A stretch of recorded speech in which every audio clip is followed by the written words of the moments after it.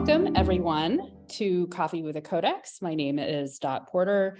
I am a curator in the Kislak Center for Special Collections, Rare Books and Manuscripts at the University of Pennsylvania Libraries. And I split my time with the Schoenberg Institute for Manuscript Studies. This is a research and development institute that focuses on manuscript studies, sort of broadly defined. We do a lot of digital work. In fact, most of my work is digital, but we also have some pretty neat collections. So for Coffee with the Codex, once a week for about 30 minutes, I take one of our books off the shelf and I show it to you because it's fun and I like to do it. And I think you all like it too. So that's what we're going to do. Today's manuscript is not one that I know really well. And I admit that I only picked it for like one reason. And then I had to like figure out what else I'm going to say, except this one thing. But we'll get to it in a minute. This is MS Codex 716. It is small. Are you ready to see how small it is? It's not as small as some of the other ones you've looked at, but it's still pretty small, right? It doesn't quite fit in my hand. And I don't have big hands, right? Like I am not a very tall person with huge hands. So it's pretty little. It is in a modern binding. Modern, I kind of put that in air quotes because it doesn't mean in the past 50 years. It's probably 100 years or so. And like a lot of bindings that were done in the sort of, I guess, late 19th, early 20th centuries, it has its issues. So you can see it's a little bit coming apart. And in fact, the front and back covers have completely detached. So I just don't want to scare you, but I am going to, instead of trying to sort of deal with them, I'm going to move them to the side. So here you can see the inside cover. There's a inside pasted. We've got sort of an earlier, this is probably a seller's description of the manuscript, and I'll tell you more about its provenance in a second. And then I'll also remove the back cover. And there probably will be little things flaking off. There's no really nice way to do this. So I kind of apologize, but this maybe isn't something you've seen before. So here we go. Maybe someday we'll be able to get this rebound. Like that would be ideal, the ideal situation, because in addition to the covers coming off, it's pretty tightly bound. So I'm going to turn it so you can see what I mean. Here's the spine. And when it was bound, it was sewn quite tightly together on this end. So you can see the pages are much closer together here than they are here. It kind of puffs out on the edge. So it would be nice to have it in a binding that isn't quite so tight, that can open a little easier than this one can. But I'm going to do my best with this. So what is it? MS Codex 716 is a 13th century manuscript. It was written in France, and it has 4 texts in it. And we'll look at each text sort of one at a time. This is a paper flyleaf that was put in when the book was bound. And then we get the manuscript itself. So it's written on parchment. We'll see as we go through, the parchment isn't the best parchment, but it's just fine. It's a little bit crinkly. The first text it's just this page. It's an exposition on the Lord's Prayer right here. And the reason that I said there was one reason that I picked it, and it's for this little, I just like this artwork. You've got Mary and Jesus, and she's holding, I'm not entirely sure what she's holding, but I like the colors. I like how this looks. There's a little bit of gold. I'm not sure what's going on here, like her feet and the bottom of her clothing is green, and then there's this sort of gold line, and then it's just lined at the front, and I'm not sure what's going on, but I think it's pretty cool. So I wanted to share this. Rivka asks, is she holding bread? So I'm not I don't know what it is. It does kind of look like a, it could be like a communion wafer, sort of like that. I'm not sure. And I'm not familiar enough with the iconography of, Lucia says it looks like a mushroom.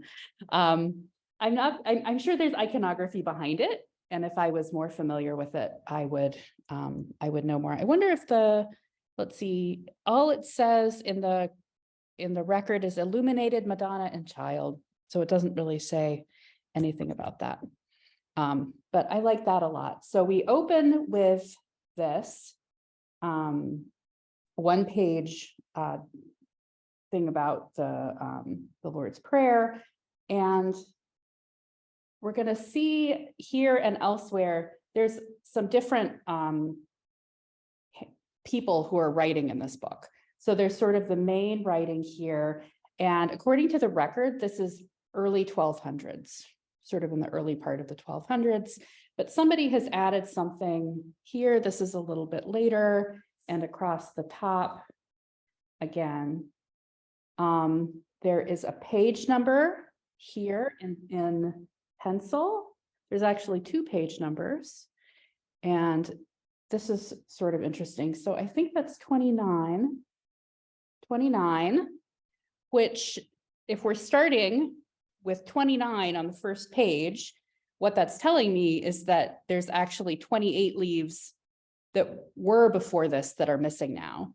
And since this would have been bound probably in the 19th century, there was a larger manuscript, the pages were numbered, it was taken apart, and this part was bound with another part. So there's actually 2 things that were bound together here. When exactly that happened is sort of hard to say, but there's also, this is a number here. I think that's 143.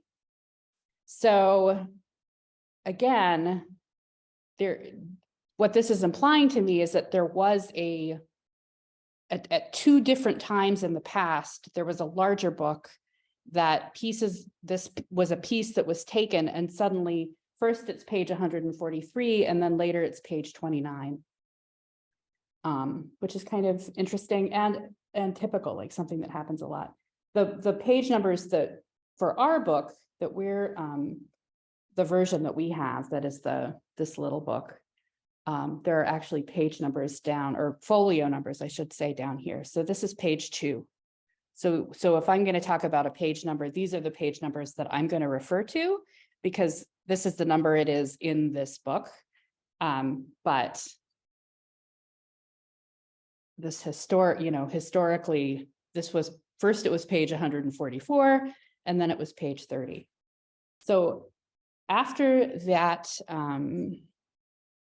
exposition on the Lord's Prayer, we have a few sermons, just a couple of folios. So this is 1 through 4 here. And the first one begins, Beati qui lugent, which I believe means it's about mourning. So we have a sermon about mourning. And this is in the same hand as the first page.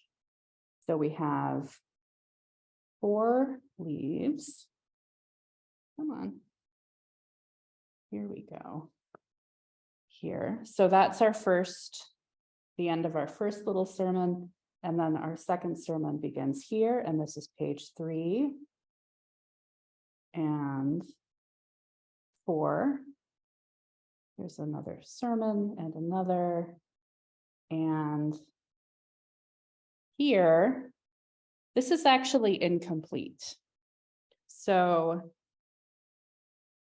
here's a few sermons. It looks like either a script, I'm not sure if the scribe changed or if, let me pull this down here. He got a different pen. There's something happening here because all of a sudden the text has gotten a bit thicker. And if Amy has ideas for what's happening, to me, it looks like maybe he just got a different pen. And maybe some darker ink. Yeah, by the time it gets to the bottom, it's looking more like the script that we've had for the previous pages. So I wonder if there's something about trying to work at the very bottom of the page or trying to squeeze text in. Oh, that could be. But yeah, but Yeah. as you say, something is going on there. Yeah, there's something there is something going on. And I'm noting there are now these numbers that are appearing in the margin that aren't there in other places. Yeah, letters, which might have pointed to an index somewhere. Could have index, which is gone because because as I mentioned, like this is just a little teeny part of what was originally a larger book. They destroyed, Rivka says, they destroyed the index. Yeah. So before we move on, I am going to point out that here and other places, you're going to see these little dots in the margins. These are the prick marks that the scribe used to guide the lines or the ruling lines that they then wrote on. So if I zoom in here, you can see that the way that the lines of text are straight is because they're actually written on ruling lines, and these are used to guide those. So so there we go. And those 4 leaves are all that we have of whatever that manuscript was. Oh, I'm sorry. I don't know what just happened. There we go. It decided it was going to flip. There we go. So the next page, which picks up the next text, which is a commentary on monastic rules here, is actually from a different manuscript. And the hand here has been dated a little bit later. So while the first 4 leaves have a hand from the earlier 13th century, this is more like from the middle of the 13th century, which, paleography is sort of an inexact science because you could have an older scribe. They could be they could be writing at the same time. It just could be that you have an old scribe writing the way he was taught and a young scribe writing the way he was taught. So, it doesn't necessarily mean that this was written 50 years after this one, but it also could mean that. They're not from the same original manuscript, at least not that we can tell. The numbering, and the reason is because of the numbering, the hand, but also remember these pages have these older numbering. So we have 146 and also 32. And then here we have 97. So was this page 97 in the manuscript that had this as page 32, and there are 60 some leaves that have been taken out? It's possible. I don't know. I haven't actually looked at the numbering. Or is it from a completely different book that were then bound together in the 19th century or whenever this was bound? It's sort of hard to say. I don't know. But it's pretty neat. We can also see that there has been something cut from the top of this leaf. I think the record posits that it could have been a header. I don't know. Sometimes there are margins cut out of books and you don't really know why. Maybe somebody needed a scrap to mark another book with or something. I don't know, but it's gone. This parchment is a little bit more delicate, I guess you could say, than the parchment here. This is more sturdy. You can see here at the bottom, it's sort of a little bit crumbly. It's thinner for sure. And this is the hair side, and it's got a lot of follicles going on. So maybe it's not quite as nice as the parchment from the first little bit. So here we have the section on, what did I say it was? Commentary on monastic rules. So the context for this manuscript, I should mention, this was, at least the final text, was written by a Cistercian monk who has been identified as Arnoul de Bohe. I'm probably saying that terribly wrong, but Bohe was a Cistercian monastic house. We talked about Cistercians before in Coffee with a Codex a few weeks ago. We looked at a Cistercian manuscript, and one of the things, if you were here, that you may remember about it is that it's very simple. So there wasn't gold in it. It had capital letters, but they were sort of read very plain. And the Cistercian order was a reaction against the sort of the leading Benedictine order, which was seen as being corrupt. This was at the end of the 11th century. So they wanted to get back to basics. The Cistercians did. So they founded, Citeaux was the first Cistercian monastery in France. And then they had daughter houses that sort of popped up. And the writer of the last, the person who's been identified as the author of the last text in the book was from one of these daughter houses. And so the whole manuscript is sort of considered to be part of this Cistercian reaction. And so it makes sense to have this, a text that is a commentary on monastic rules, because Cistercians thought a lot about the rule and how important it was, and the importance of doing works as part of their sort of monastic experience, instead of sort of paying other people to do the works while you were off praying. Like, praying is also important with that. So I just paused here because there's a note down at the bottom with a red box around it. So somebody is reading this text and reacting to it, leaving their own comments. And here's another one here, a sort of later, maybe a slightly later hand doing that. Also some notes here. We even have, it looks like probably the same, because we've got this red.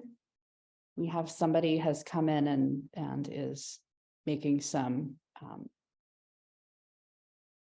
doing some fixes there. There we go. Oh, I haven't seen one of these yet, but I haven't really been looking, but it looks like there's a catchword here. So a catchword is, Joyce is asking the spelling of the author. If you look in the catalog record, right above your comment, there's a link to it. His name is in there, and it'll have the correct spelling. So the catchword here, and it looks like it's been trimmed across the bottom. So it's a little bit, it looks like the manuscript was probably trimmed at the time it was bound. There. Let's see. It's a cute little manuscript. It doesn't have a whole lot going on here, but let's see. These pages have not been trimmed, because I'm seeing all of the prick marks down the edges. More comments. Some sort of pretty writing there. Let's see, here's another hair side. The hair and flesh on this parchment is really noticeable. So the hair is quite yellow, and then the flesh is more light colored. Dot, there was a question about whether one of the pages you've just gone by had 2 numbers on it. Oh, here. Is this the one that you were? Martha was asking, but I'm not sure which Martha, page it was. is this the page? Yeah. Yes. So Martha, maybe you missed this. I did mention this. So the numbers on the bottom of the page are sort of current numbers, and the numbers at the top are previous numbers. So I haven't really been paying attention because it looks like the numbers here started over, because that's just 15. Oh no, maybe it didn't. So the numbers at the bottom are the numbers of the current book. So the book that we have in the hand, this is leaf 16. And the numbers at the top are from some previous numbering. So so we know that there was actually a lot more to this manuscript before, and parts of it have been taken out. So here we have 107, and then but now we have 12 and 13, and I'm guessing that this is right. So the slightly older section has its own set of numbers, and I guess it started with 3. So so that's what's up with the numbering. It's interesting because it does show that the manuscript has changed since it was made quite recently. I mean, quite recently for a 13th century book, right? 100 years is not that long in the life of a 13th century book. Let's see. Oh, here's another catchword down there.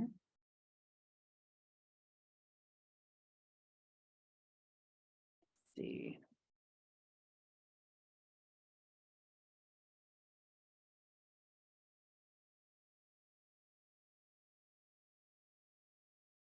There it is. So the last text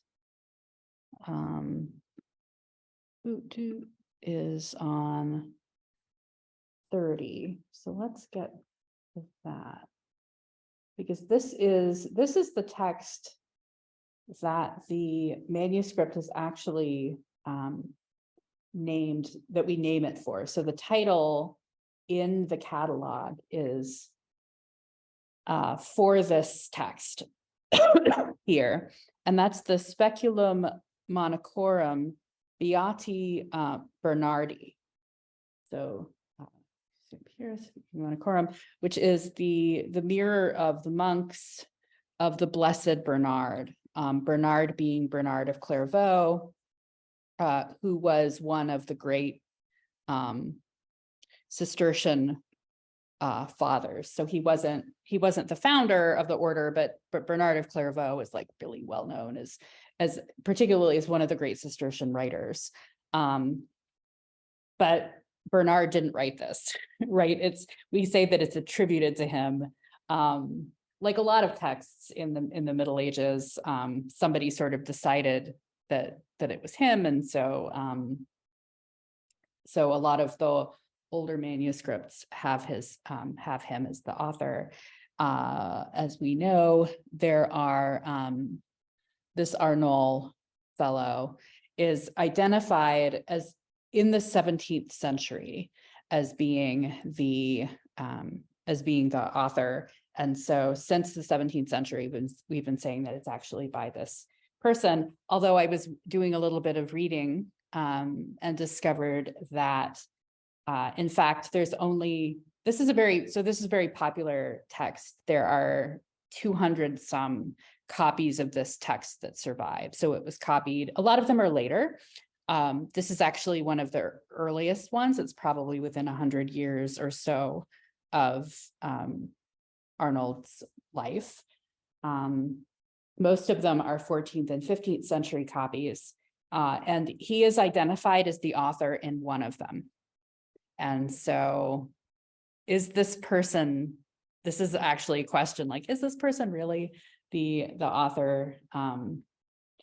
Like it's really difficult to say, but I think now we sort of say that he is, and so he is listed as the author in our record, and I think he mostly is. We know that it's not Bernard of Clairvaux in any case. And this text is another sort of introspective very Cistercian text about looking at, the speculum, the mirror sort of implies this, but what are the practical things that we need to do as monks to be a good Cistercian, to be a good monk, all of these sorts of things. So that's what is happening in this text here. And again, and it's written in the same hand as the previous text as well. So one scribe, and it also has marginal notes at the bottom and here up the side. So somebody reading this and reacting to it in a way that we see a lot in Coffee with a Codex, because we have a lot of manuscripts that have been written on. They were not shy about writing in the margins. Here, the parchment here is a little bit curved because that would be I don't know if it's an armpit or maybe the neck, but that's the edge of the animal skin right there. What's going on? That. So just a little.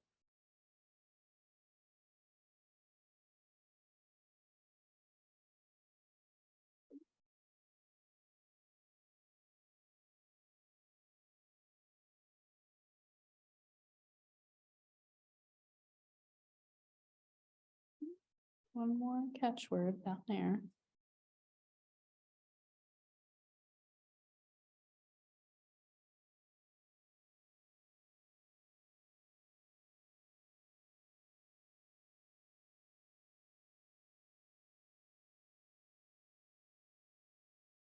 And that's it. It's just a little book with this. I just wanted you to see that. The one. Let's see. Molly asks, is there a reason the first text was placed with these more simple ones? The only answer that I have is that somebody wanted them together. They're religious texts. So, there were a couple of sermons and this commentary on the Lord's Prayer, and it's really an expression of sort of somebody wanted it that way, which I know is probably not a very satisfying answer.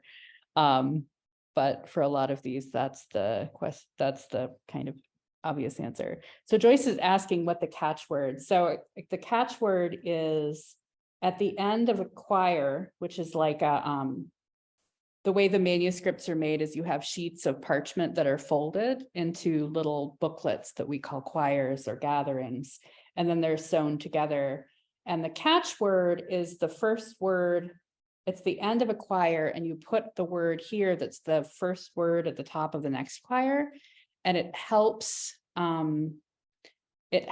the binder, whoever is binding the book together, to know that the quires are in the right order. And later, really sort of after around the time of printing, there are other methods that start to be used. So you start to see numbers at the start of quires, or sometimes you'll see both of them. It's just really to help people, whoever is binding it together, to make sure they're in the right order. Martha says, the other copies of this manuscript attributed to him, is the text more extensive, or are there parts missing from this one? So as far as I know, this copy of the Speculum monachorum is complete. So as far as I know, this is the complete text.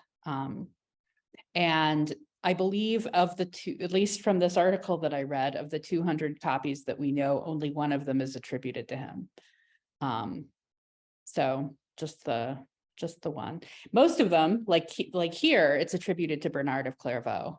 I mean, it doesn't say Bernard of Clairvaux, but we can assume Bernard means that. So yeah. The pagination is really interesting to me.